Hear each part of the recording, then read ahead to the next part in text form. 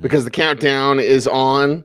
It is time, part 2 of the week 4 preview here on the Audible. Good morning. It's Cecil, Lammey, and Sigmund Bloom telling you who to start, who to bench, our ever popular what the heck flex coming up at the end of this program. And we've got to jump right back into these games. It's Carolina and it's Houston, and Carolina didn't look bad last week. In fact, they looked pretty good going up against Houston. You're obviously starting Christian McCaffrey, but the confidence in those weapons, Bloom, a DJ Moore, a Curtis Samuel, dash of Greg Olsen, maybe more than a dash.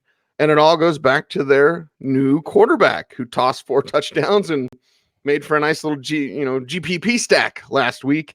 What do you think the Panthers do for an encore?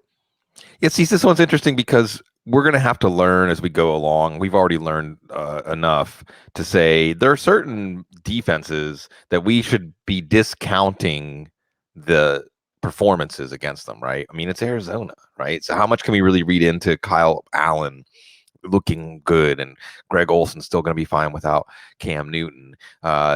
Houston's defense isn't that much tougher. They have a vulnerable secondary, but it's certainly going to be a stiffer test than Arizona. Kyle Allen's quarterback 2 superflex, DFS play just because of that Houston secondary. Maybe this becomes a high scoring game with Deshaun Watson looking a lot better last week. We're going to watch. You're playing Christian McCaffrey no matter what, but we're going to watch to see if he's more involved in the passing game in this one. Stick with Greg Olsen unless you have an obviously better tight end option. Again, Arizona has given up massive games in each of the first 3 weeks to tight ends. More on that later. And then we get to Samuel and Moore. Well, here's the thing. DJ Moore scored on that long touchdown, but otherwise wasn't really targeted very often. And you wonder how much of DJ Moore and his large target share early in the year was because Cam Newton still was not comfortable throwing downfield. And Kyle Allen's comfortable throwing downfield, then maybe that does slant things a little more to Samuel, who's getting open at will, and away from DJ Moore, who's more of that safe option, maybe not the first read on some of these plays. So we'll watch that. But still, the nature of the Houston secondary in this matchup makes you more break ties in favor of Moore, break ties in favor of Samuel. But we're going to get another data point here to see whether we really can trust this pass offense. Maybe Cease even like it more with Kyle Allen than we did with Cam Newton. And I want you, because you've been covering a team forever and you're privy to lots of things you can't tell us, Cease. The interesting thing here was Cam Newton has an injury. We're going to see how it goes. Then Kyle Allen looks good and they win. Oh, Cam Newton's going to be out for a while. Even Cam is talking about it. So, how much of this is now that the Panthers have a convenient excuse to see how far Kyle Allen can take them? Right, and this is how it works in the NFL. And you mentioned the comfort going downfield. It was completely obvious. No inside information. Like Cam Newton didn't like it. The new throwing motion, everything, like it's unnatural. It's not muscle memory. And having talked before Tim Tebow was drafted, I talked to some Marines out at Radio City Music Hall, Bloom, and I asked them about muscle memory. Like, hey, and they are dealing with live bullets. But I said, when you're under fire on an NFL field, and it's much different. I never like to compare military to football because it is completely different. And my son's now in the military. So, always got lots of family in the military. But my point is muscle memory. Cam Newton doesn't want to do this. He wants to do this. And he can't do that. And because of that, it leads to complications. So let's jump into the Houston side of things. The most interesting thing here is that Carlos Hyde practiced fully with the shoulder thing. But it was interesting that they brought in CJ. Didn't sign CJ, but brought him in. Hey, Carlos, checking you out. As far as that shoulder goes, well, we know Deshaun Watson, DeAndre Hopkins, maybe Will Fuller as a what the heck flex, maybe more. Bloom, what do you feel about the Texans at home this week? Yeah, it was good, comforting to see Deshaun Watson play a lot better last week. It hurts to watch Deshaun Watson struggle. Still underrated. Now, this is another tough pass rush. Brian Burns and Gerald McCoy, Dontari Poe. I think Kayvon Shore might be a little bit banged up. But you have a lot more comfort level going with Deshaun Watson in your lineup. I think Jacksonville just knows how to play him, understands his weaknesses. Carlos Hyde is still going to be that between the tackles back that they're going to use to try to limit the punishment that Deshaun Watson takes. We're still watching the Duke Johnson role, and really it's not a question of whether to start Duke Johnson or not. It's a question of whether to bench Duke Johnson or not. Drop him. Not bench him. So we're going to see his role. We're going to see if things are a little more creative, interesting. He still looks good on his touches. Same story as ever. DeAndre Hopkins should be fun to watch in this one, whether it's James Bradberry or Dante Jackson. It would make sense to me for the more physical corner, James Bradberry, to play Hopkins, and for the speedier corner, Dante Jackson. That's an understatement to call Dante Jackson speedy. On Will Fuller, that leaves Kenny Stills, who's ahead of my man Kiki Cutie, who we probably already dropped. Shut him down. But they're not going to have an easy time shutting down Kenny Stills, who might have the best matchup all day. And we're seeing Deshaun Watson now get dialed in. So Kenny Stills absolutely makes our what the heck flex list in this very interesting matchup.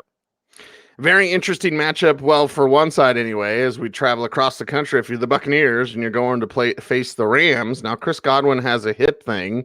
Did not practice on Wednesday. Full disclosure, we're recording Thursday morning. So we're going to continue to watch to see what Godwin's practice status is. Obviously, Friday is the day to watch there. Mike Evans went nuts last week, but that was at home in a loss. What about on the road in a loss?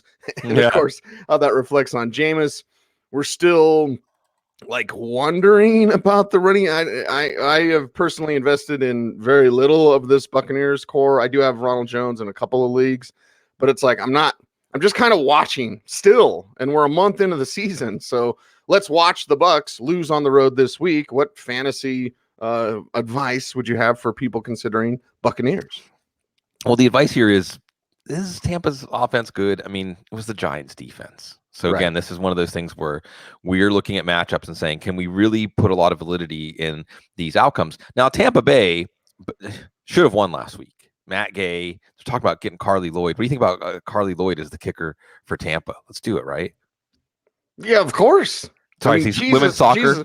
Well, yeah, I know. I just had to get the gears going. Yeah. But here's the thing. Jesus Christ. Can you do the job or not?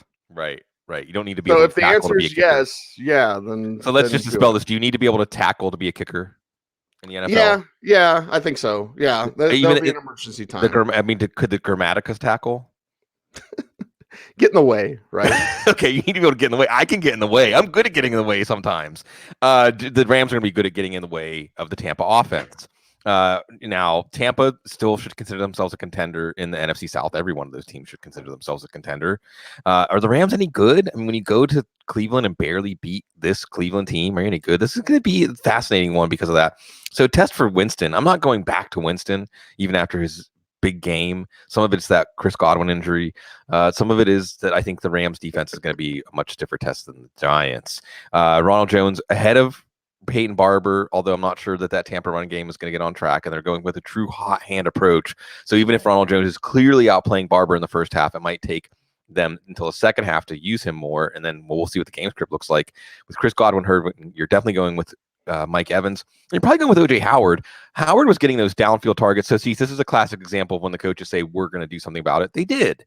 Howard got lots of downfield targets, drew a downfield pass interference, in addition to the 3 for 66 that he rung up. So especially if Chris Godwin is limited or hurt for this game, then Howard gets back into our zone of trust, or at the very least, the rewards might be good enough to give him a shot. But yeah, this could be kind of a rude awakening game for Tampa going west after taking advantage of that Giants defense. Well, the zone of trust is like the tree. That's the tree of trust. I'm thinking of old school references right now. You said this was a tree of trust, circle of trust. Mm-hmm. Let's talk about the Rams before I get in more trouble. Sorry, Joe, by the way. Let's talk about them. Of course, they're at home. We all know the names, Cooper Kupp and Robert Woods, Brandon Cooks, and how's Jared Goff play in this one? And how's Todd Bowles' defense count for what they can do with Gurley and company in week 4? Yeah, this is one where, okay, Tampa's defense we thought was a good defense, a limiting defense, and then Daniel Jones goes out and does what Daniel Jones does. And Jared Goff had a cream puff easy matchup with all of the secondary players hurt in Cleveland. It was still just an okay fantasy game. So Jared Goff is still not a quarterback one right now. And we may go back and look at this one and say, well, Daniel Jones cracked this defense, and now all of a sudden they're very vulnerable for fantasy, and Jared Goff has a big game in the Rams offense. It looks like last year's game, Rams offense, but it really doesn't. It's really not clicking. It's not making things look easy. Some of that's Todd Gurley in the running game. The running game's not on track. Remember, they've got 2 new starters in the offensive line, plus Austin Blythe is banged up. So Goff is not an automatic start. We're going to get another data point on Tampa Bay here. Their run defense is pretty good, though. So, yeah, Todd Gurley's a bench. You're benching Todd Gurley. We're going to see some of Darrell Henderson. When are we going to see some of Darrell Henderson? This offense is kind of morose.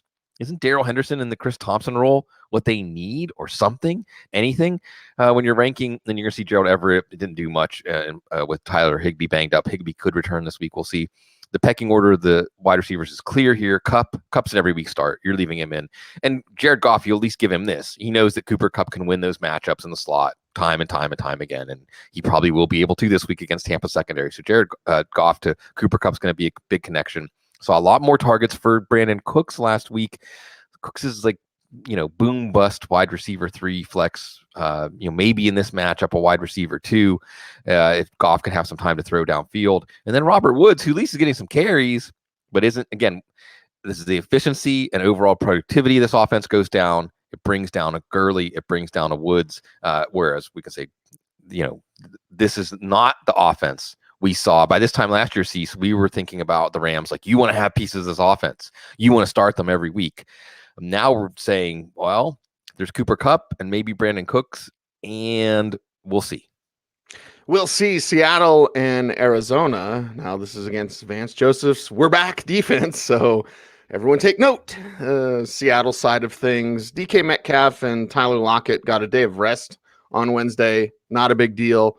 Rashad Penny's working back from a hamstring injury, but he did not practice yesterday. Pete Carroll did say on Monday that he would practice at some point this week. You're watching that if you want Penny in as a what the heck flex bloom, because this is Arizona's defense. So give me all your Chris Carson, all your DK Metcalf, all your Tyler Lockett's, and of course, good news for Russell Wilson. Yeah, wow. This is what you want, right? I mean, no defense in this game. This is going to look like a Big 12 game, Cease. Pac-12? Or Big 12. Well, either one. Either one. Exactly.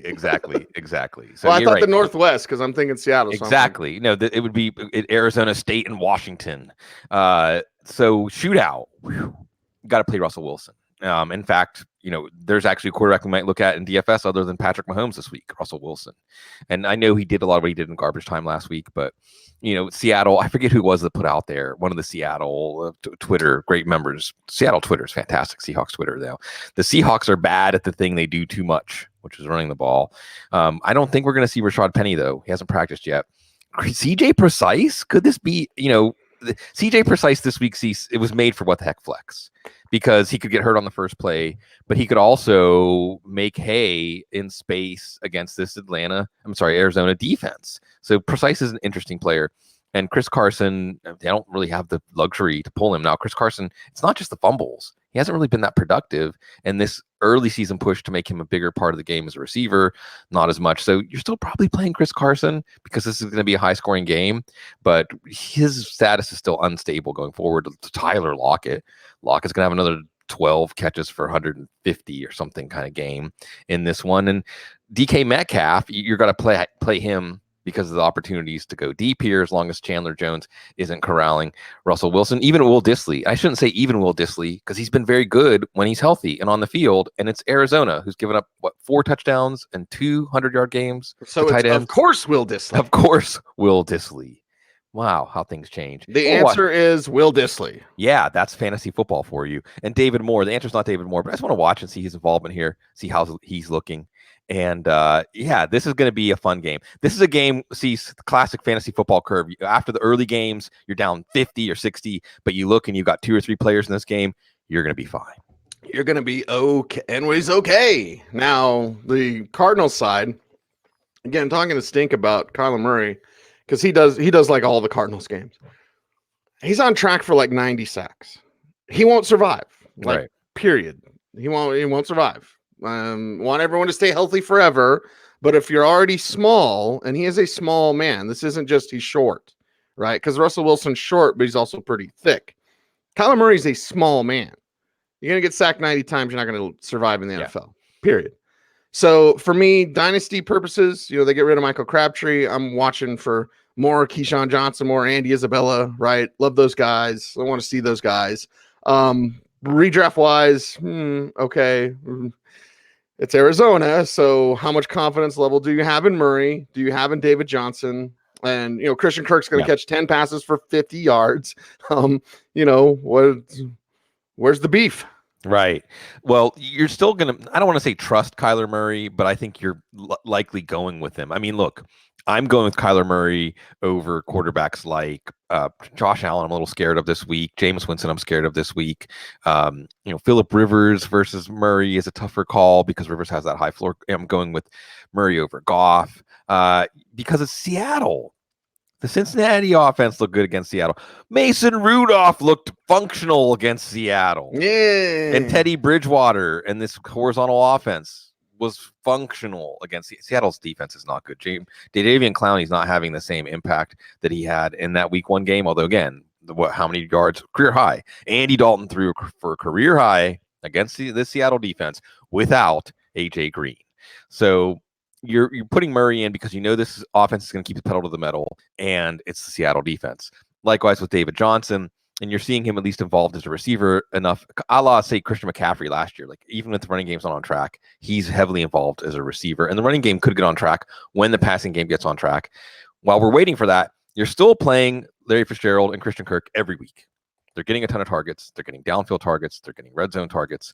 It's going to be there. Kirk had a drop, or he would have had a bigger game last week. Fitzgerald's making big plays. Fitzgerald's catching touchdowns. Damiere Byrd is hurting. So as you mentioned, without Michael Crabtree, here's a chance for the rookies. Here's a chance for Keyshawn Johnson. And again, this is more like preview possibly of week 5 waiver wire. And Andy Isabella, who, they drafted him in late 2nd round. They clearly wanted him to be a big part of this offense, and he wasn't doing enough to show them that he could do that. He wasn't even active, I think, to open the season. But that kind of speed, especially against Seattle defense, those safeties lose track of people. So it's deep, what the heck flex. But also, if it's 5 minutes before kickoff on Sunday and you have an extra roster spot, like, I just need to pick up somebody that might have value that maybe people will wish they had picked up this week. Andy Isabella could be that guy. And Cecil gives me a chance to mention Isabella, one of the most underrated Jimi Hendrix songs. Look it up, Isabella. Oh, Isabella. Maybe I'll sing whenever Andy Isabella scores. I just like listening to Hey Joe. Yeah. Where you going? That good in your hand. Joe actually likes listening to Hey Joe. So yeah, Band of Gypsies is the best Jimi Hendrix, by the way. Yes, very much so. Let's talk about a game with actual defense in it then. Next up, Minnesota at Chicago. And the Minnesota side of things, you're not starting Kirk Cousins. You are starting Dalvin Cook. Tough one on the road against Chicago. Tough. But you're going to go with Dalvin Cook. I've got Adam Thielen more as a wide receiver 2. I've got Stephon Diggs more of as like a deep flex wide receiver 3. It's not a lot of confidence in the passing game. Starting Cook, of course, right? But just knowing you're tempering expectations because it is Chicago. Yeah, this is going to be a defensive battle. I mean, this is going to be a game that is probably decided by kicking. Sorry, Chicago and Minnesota. Actually, if it was decided by kicking, maybe nobody wins. Maybe a turnover, a field position game. I just don't see much here for fantasy, especially on the Minnesota side. You're going to play Adam Thielen. I mean, he still has a high enough floor that you play him. You're going to play Dalvin Cook, but Kirk Cousins, Stephon Diggs, no. Other thing we're going to watch here, Irv Smith getting involved, 3 downfield targets, and putting together a solid game for fantasy football. Granted, it's the Minnesota pass offense, so the volume makes it very difficult for anyone to be relevant week to week other than Adam Thielen. But this is just something to watch, especially for your dynasty leagues. This is an interesting game, too. And see, these teams are going to know what Green Bay did on Thursday night. So if Green Bay wins, goes to 4-0, even more pressure on both of these teams to get a W here because they've both lost to Green Bay already. Yeah, somebody tell Booger McFarland that they actually have a number 1 wide receiver. Oh, man. I actually checked in with Twitter. I usually just look at my @ replies. A little different on social networking just because I try to avoid it. Anyway, when I did, and I saw even our guy, Matt Harmon, right? Much respect. And he was like, "Are you kidding me?" Like, come on, Booger. Come on. Yeah, they got Allen Robinson. Now they've got a great defensive matchup on the flip side of that, going up against Minnesota. Now you're thinking, hey, I got me some Taylor Gabriel. Well, he's got a concussion. He's held out of practice on Wednesday, so we'll watch that. Okay, so you're thinking Mike Davis. Well, he's got to deal with a personal matter. David Montgomery. They still don't seem to use him as much. You really going to trust Mitchell Trubisky? All right. So the Bears side not terribly exciting, Bloom. Not just because of the matchup, because of them. Yeah, and look, with Mitchell Trubisky, all this short passing. I mean, you just don't want Trubisky to lose the game for you.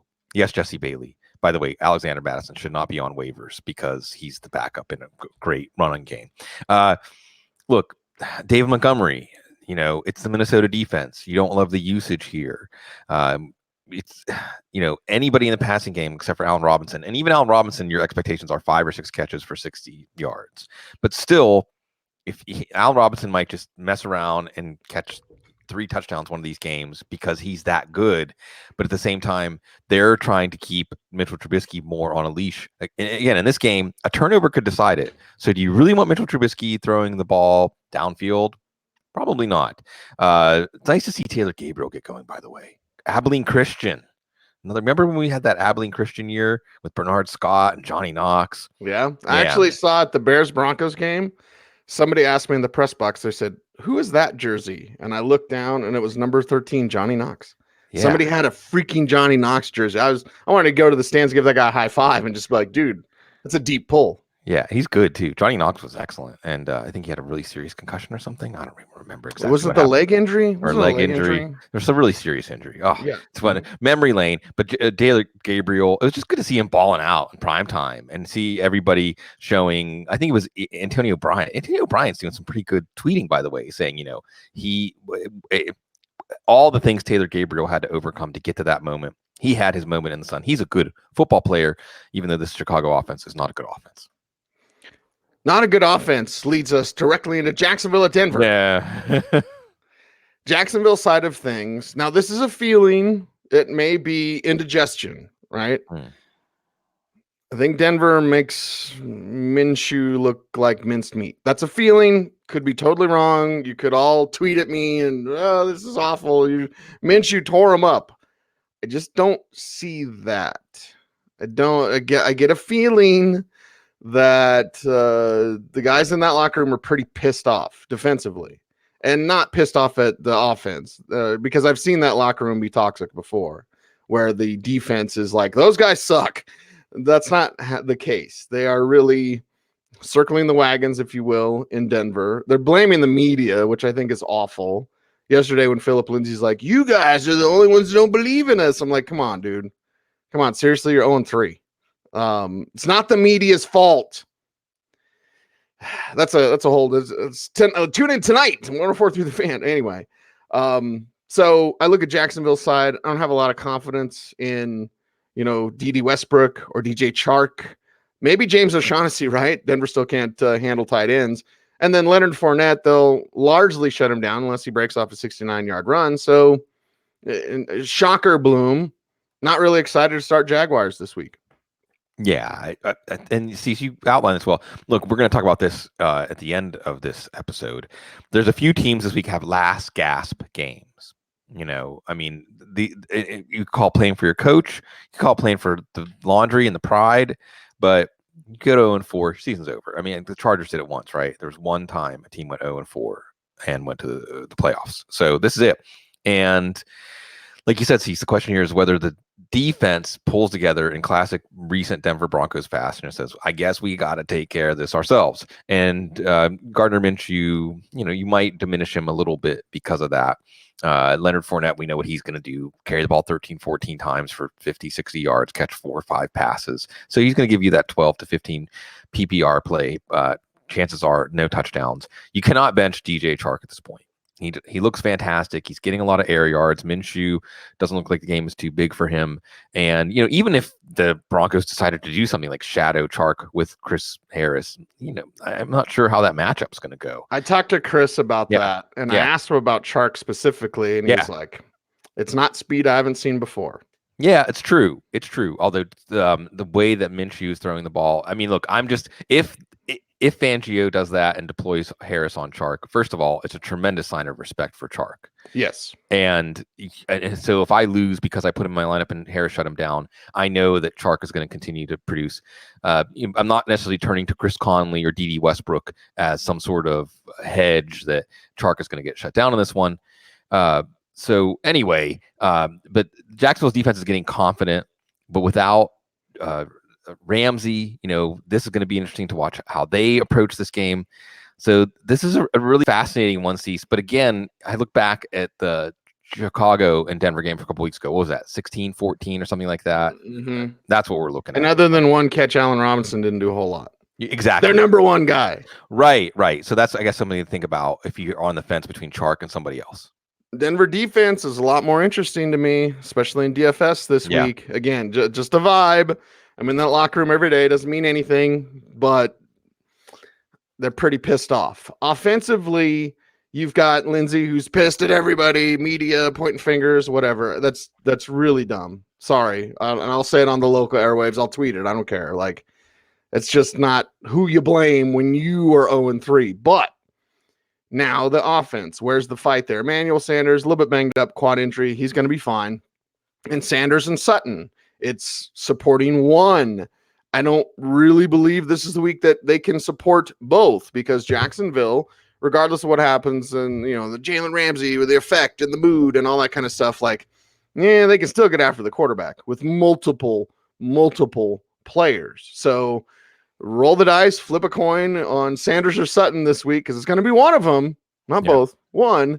Right. Royce Freeman will do some good things. Got a little shoulder thing. Watch out for that, but he should be fine as well. But to me, Lindsey's like a low-end RB2. Freeman's about an RB3. Sanders and Sutton are wide receiver 2s with upside. To me, Bloom, what do you see about Denver this week? Yeah, you're more likely to play Sanders and Sutton with no Jalen Ramsey out there. It sounds like he's not going to play. AJ Boy is still pretty good. You're still counting on Joe Flacco, so don't get too exciting. Jacksonville's defense is getting more confident, too, and they were pretty strong against the run. I don't know how you can put Phillip Lindsay back on the bench now, just because of how he ran. They're also pretty dedicated to him in the red zone, so you're 180-pound goal line back, but as long as you got Dalton Risner to throw him into the end zone, Cease, I could be a goal line back if Dalton Risner would just throw me over the goal line, too. He said it was like tossing pigs back home. Yeah, you love that, Wiggins. Right? Yeah, you loved that, man. I mean, that's just one where you're the one person in the media pool nodding, being like, I feel you. Because D-Mac, I think I was on Monday, he was like, well, you got to handle pigs like that. I was like, oh my God, when you take them from one pen to the other, you pick them up by the waist, and they're pretty squirrely. You don't throw them, right? Not really. Drop them in the pen, whatever. Sure. You're very gentle. Place them. It's called animal husbandry for a reason. Exactly. You realize that ranchers love their animals. Right. Yeah, we eat them, but we love them. Right. Respect. There's another show, Bloom. Yes, there is another one. Respect of Mother Earth and of everything here. So Royce Freeman is just more of that what the heck flex. Maybe if you do think it's a big game for Denver's defense, and Denver triumphantly say no, we're not going to go quietly in the year one of the Vic Fangio regime. And Cease, I'm sure you'll have your whole week taken up by whatever happens in this game. Yeah, I'm sorry we talked too long about Denver Jacksonville. It's a Denver show. Really, it is a Broncos show, that's for sure. Dallas and New Orleans, much more interesting to me, especially on this Amari Cooper thing, Bloom, because they're like, you get an MRI that's precautionary. I mean, I know you got a physical, Bloom. You can show us your and it was precautionary. Right, and that's precautionary. See, you got your blood work done. Good. Yeah, that's right. Good for you, man. I'm 44 years old, so, Not yet to Dr. Jellyfinger, but you're getting there. Yeah, I was around for a while. Yeah, it's fine. It's totally fine. So the Cooper thing is weird because it's like he got an MRI, but it's precautionary and he's going to be fine. Okay, let's watch that as the week of practice goes on. But this one's in New Orleans, down there where you are. Yeah. You're starting Zeke. The Cooper thing's weird. What about the other assets, your Randall Cobbs, Devin Smiths, et cetera? And how's this reflect on Dak in week 4?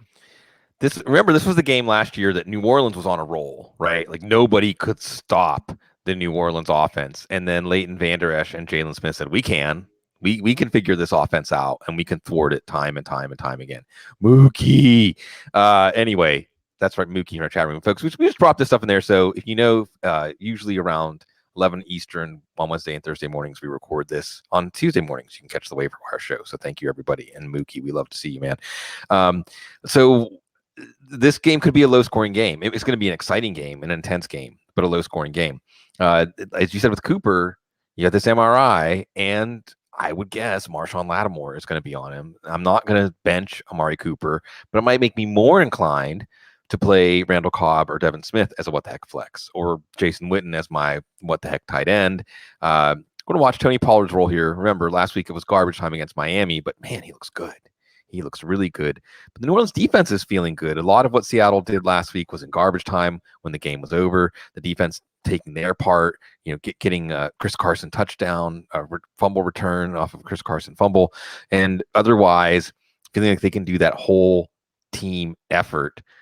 So Dak Prescott isn't quite the automatic start that he was for the first 3 weeks.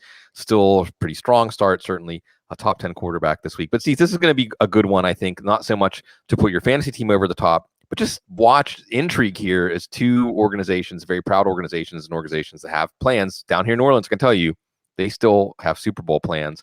They had the game the Steelers wanted to have last week. Black and gold to black and gold.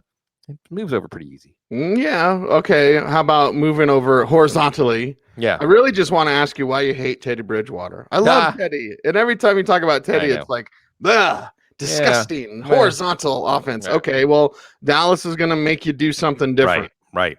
Now you can force feed Alvin Kamara all day. He's fine. Force feed Michael Thomas all day. He's fine. Nobody else is doing squat. And Teddy's got to push it downfield. I do agree with you. Yeah. He's smart and accurate. He's at home. Saints rally. This is a great test for them too, because the Cowboys, not just because I picked them to win the Super Bowl, but the Cowboys are legitimately one of the best teams in the NFL. Like it or not, the Saints have a real test, but they're at home. Yeah, see, you got to love this city because of the conceptual continuity in the sporting teams, right? The Pelicans just released Pelicans put out the marketing campaign with WBD. And it was like, what does that mean? There's a lot of speculation, won't be denied, or, won't bow down, which is what, if you know the Mardi Gras Indians down here and a lot of things culturally that goes along with that, it's perfect. It's perfect for the city. For Teddy Bridgewater, bridge over troubled water. That's the t-shirt you can get down here now. They also have a D's Lutz t-shirt. So maybe Dirty Coast for all your t-shirt needs. Did what's his name get after you? Who's that? D's Lutz. CDs. Anyway, my new Pontchartrain, right? Isn't Pontchartrain down there? Your Lake Pontchartrain and the bridge with the big bridge where people freak out when they get like halfway over. Yeah, because you can't see either end of it. And it's a little unnerving. And that's speaking of the bridges. Yeah, I mean they can see land because they got that win and because Teddy has been very safe. So your weekly New Orleans update from me down here in the Big Easy. So last year, those linebackers, Van Der Esch and Jalen Smith, really handled Alvin Kamara and Mark Ingram. Really made this offense look feeble. So what's the counterpunch, Sean Payton? I mean, maybe this is the game where we see more Taysom Hill. I don't know. Michael Thomas is going to be okay. Like, you're going to leave Kamara and Thomas in your lineup, but you're cautious and just enjoy the entertainment value of this game. Really what we want to see is you can't have this horizontal passing game and can expect it to continue to work week after week because it's just too easy to overplay and then ask Teddy to do something else. So that's going to be the big plot here when New Orleans has the ball. Oh, going to be a lot better than Monday night. It already is just, and I hate to be that guy because I understand it's a tough job. And people blast me all the time for everything I say in front of a microphone, but my God, Monday Night Football, y'all got to be better. And I guess maybe it's because we're old. I'm going to throw you in here. I'm going to lump you in too, Bloom. Yeah. But just knowing Monday Night Football as that institution, right? And just that fun and wrap up to the football week and just excitement. And now I dread watching Monday Night Football because the broadcast is awful. There's no way around it. It wasn't Jason Witten's fault. Okay, it's not that he added much, but it wasn't his fault. Like, it's god awful. And now we got to watch the god awful Pittsburgh Steelers against the Cincinnati Bengals. Who picked this Monday night schedule? Hey, Miami and Pittsburgh is coming up in a month. Miami and Pittsburgh. Oh my God. Okay, let's get through this one, Bloom, so Yeah. we can get to what the heck flex. Yep. Yeah, Cincinnati side of things. Well, is John Ross going to do anything? Because he caught 2 of his 6 targets for 22 yards against the Bills. Tyler Eifert, is he going to do anything? Tyler Boyd, Yeah. now, you can trust him. And Auden Tate, we're seeing an Mhm. emergence there, reflection on Andy Dalton. And they seem to be ignoring Joe Mixon most of the time. At least he got a touchdown against the Bills. So what about this week on Monday Night Football against the Steelers? Yeah, Monday Night Football used to be event football. I mean, do you see? Yeah. You want to take a trip back in time with me to Alcoa? Fantastic finishes. Yes. Would always be at the 2-minute warning of the first half. I would look forward to that every week. I would look forward to Howard Cosell. I'm old enough to remember Dandy Don Meredith on there. We're a mile high, and so am I. Yeah. Oh man. So good. So good. So here's my idea for Monday Night Football, because the thing about Monday Night Football that makes it an event football is the NFL's watching too. Players know that. The players know that on these games, their peers are watching them. So maybe we could just get a couch. Let's incorporate the couch here and get like 10 NFL players from random teams and just mic them all and just have them like hanging out watching the game and just have that be the talk. Because we're all smart. We don't need play-by-play. We don't need someone explaining every single thing to us. So let's do that. That would be better. Especially when it's wrong. Yeah. The Bears don't have a number 1 receiver. Yeah. Exactly. I mean, seriously, how is there not a producer? And again, in the ear. I know. In the ear and being like, that's not true. Allen Robinson. Hey, yo, Booger. Hey, Allen Robinson. Robinson. He's the number 1. He's the number 1. Well, the number 1 for this team is still Tyler Boyd. He's still a good PPR play. Joe Mixon got on track last week, and I think that you're sticking with him at least as a running back too. John Ross, you know what you're going to get here. You're putting one chip on the Steelers secondary having breakdowns. Minka Fitzpatrick's going to help though. Or you're putting one chip on John Ross not messing up the opportunities he gets. So I'm not sure about that. As you said, Auden Tate's coming on. It was mostly, when Buffalo was playing soft defense. So I'm not actually going to him, but I'm watching this because I like Tate's game at Florida State a lot. Eifert slowing down a little bit. Andy Dalton as a quarterback 2 super flex, a low-owned GPP play. I mean, on one hand, you have Steelers defense.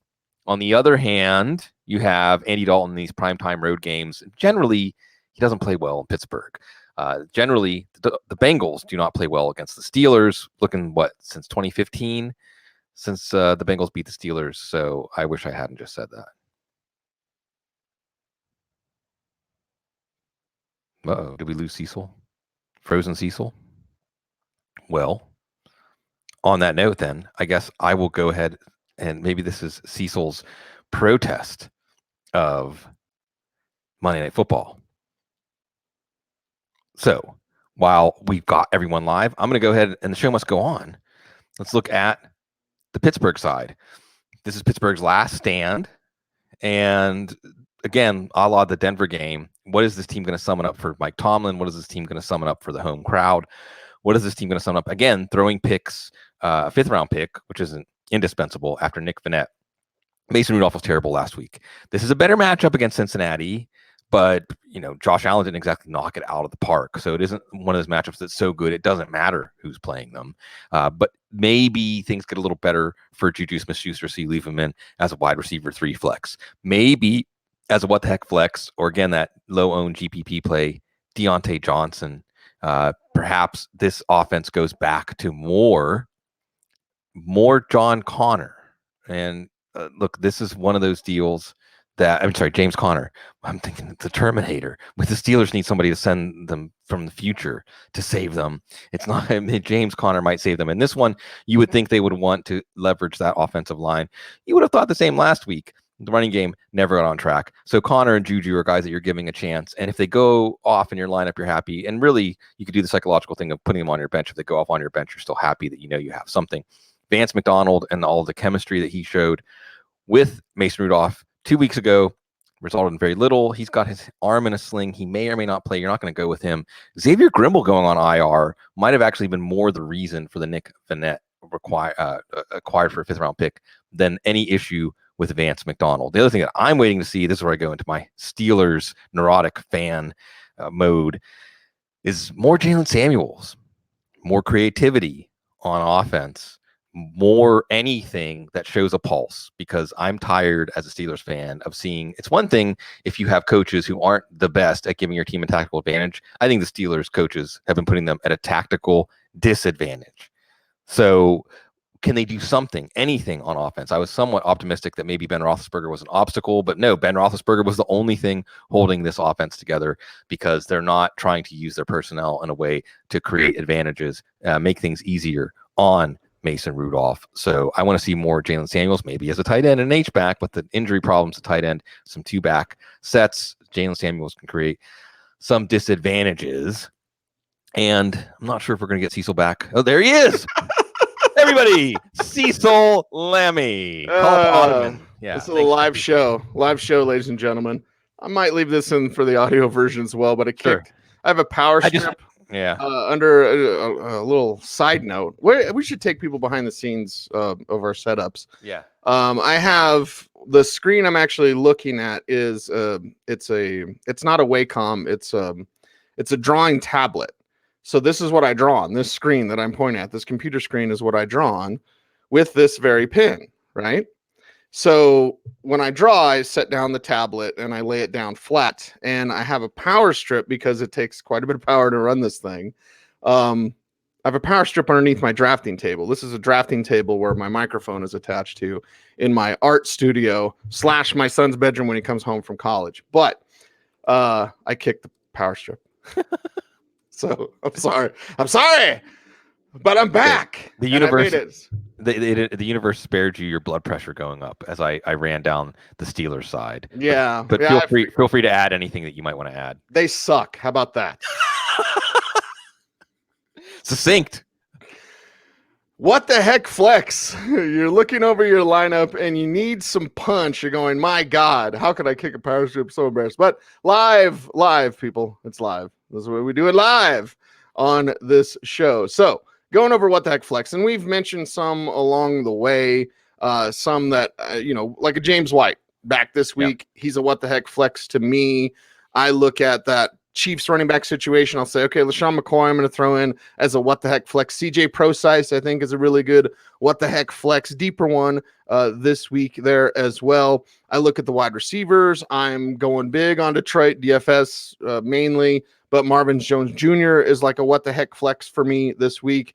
I believe that Will Fuller could pull off a what the heck flex performance, maybe even a little bit more. Randall Cobb in that same conversation. I'll bring up a Steelers take, Bloom. Okay. Deontay Johnson. Yeah. Deontay Johnson, Monday night, what the heck flex. But that's it. Wrapped up. That's all. And you're prompting Cease. I'm just going to try, try it without messing up because my camera falls apart really easy.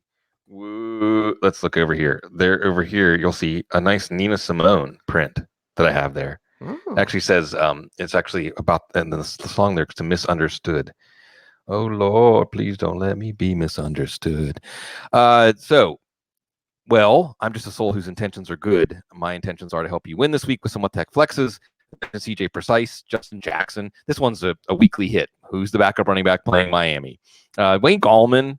And that's honestly more to tell people, hey, Wayne Gallman might give you something, but he's just a what the heck flex. He's not a what the heck start. I'm seeing 80-90% bids out there in a lot of leagues. And, hey, we're going to be wrong about a lot of things over the course of the year.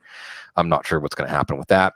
Adrian Peterson and Chris Thompson, because this could be a very offense-heavy matchup between Washington and the Giants, and Washington could get more going in the running game than they have. And Darrell Williams, doesn't look like Damian Williams is going to play. And LaShawn McCoy should be the better start out of the two probably, but he could leave the game just like he did last week. A wide receiver, Darius Slayton with Daniel Jones. And see, I heard that, Peter Schrager, I didn't like Danny Dimes. And I did like someone in the chat room. And if you're out there and you were mentioning Steely Dan as a nickname for Daniel Jones at some point in the last week, I want to give you your full credit. Because I said Steely Dan should be Daniel Jones' nickname. And Peter Schrager apparently liked that and name dropped me on. He broadcasted on Twitter. Yeah, no, and on Good Morning Football. Yeah. Very so good. Somebody get us that clip. Yeah, exactly. That clip. Get the clip so that we can talk about the time in Audible history that we got the mention of marital aids. Is that what we would call them, Cease? on because that's what Steely Dan actually refers to, if you know the book, Naked Lunch. Anyway, Danny Dimes could throw a deep one to Darius Slayton. Washington's secondary has been very vulnerable deep. Speaking of that Washington Giants game again, Paul Richardson, Preston Williams. Maybe we're liking garbage time a little better because it's Josh Rosen and because Casey Hayward's a little banged up. Already mentioned Randall Cobb and Devin Smith, especially if Marshawn Lattimore is taking Amari Cooper out. Danny Amendola, and here's what I'm picturing, Cease. Matt Patricia and Paul Pasqualoni looking at charts and pictures and things, be like, we don't know how to do it's going to be like 42-13 by the end of the third quarter. And then Matthew Stafford throws the ball like 12 times to Danny Amendola in the next 2 drives to just move them down the field and get some garbage time points. And Kenny Stills, who I mentioned, he should have the best matchup in that Carolina-Houston game, with Carolina having 2 excellent young corners outside. Jesse says, Naked Lunch, never read it, but weirdest movie ever. No, Eraserhead is. No. I mean, we could go even farther out and get into some like absurdist cinema, Jordan.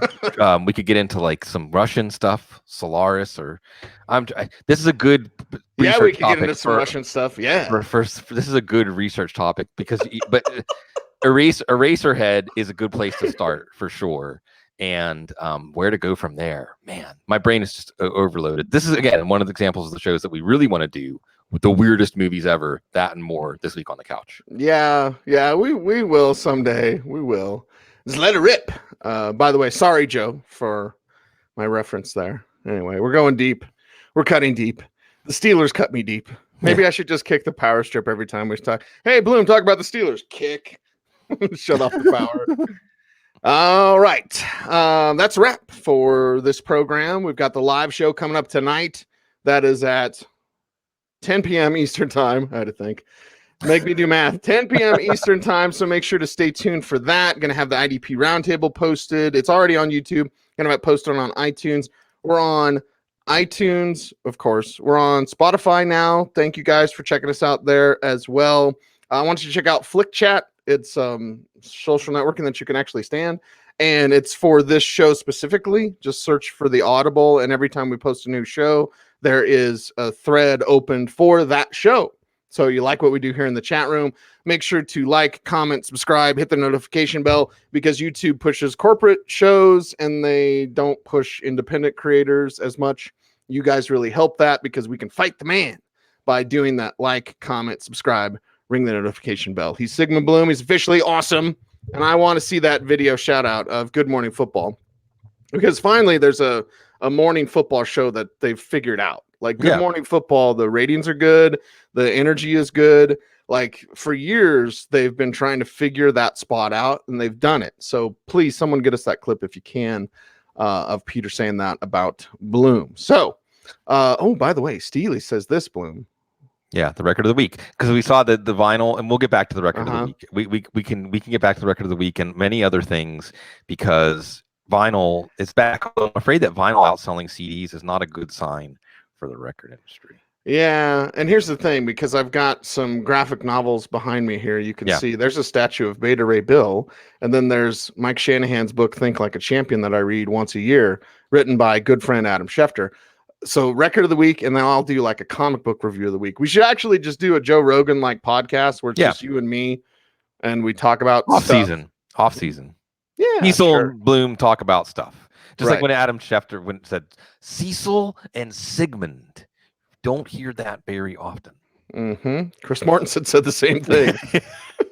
So Cecil and Sigmund, you can hear us often right now. So thank you guys very much for listening. Your love and energy drive us and drive the show. He's Sigmund, at Sigmund Bloom on Twitter. I'm at Cecil Lammey. The show is at the Audible. Thanks for watching and listening. Stay tuned. And as always, stay frosty.